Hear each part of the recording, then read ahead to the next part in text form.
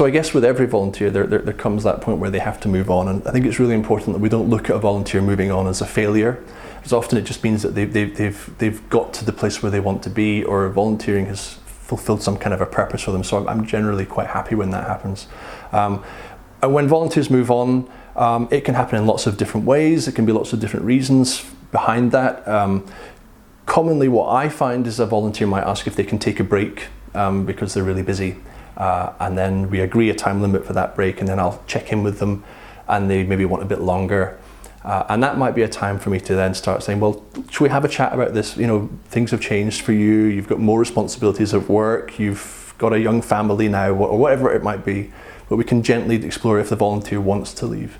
And they don't always, but there are times that they're quite grateful that I've asked them that question. So we can look at a way of how that's done.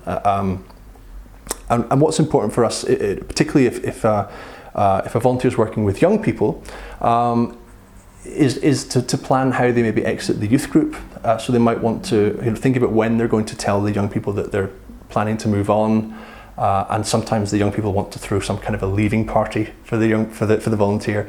So that can be really nice. I'll always try and do an exit interview with volunteers when they leave, wherever I possibly can, just go through how were things, is there anything we can learn? And I also send an anonymous online questionnaire that a volunteer can fill out as well, just in case there's anything that they didn't feel comfortable talking about. But it's really important to hear back from volunteers about not just what we did well, but also what maybe we could have improved upon. That helps us get it right next time.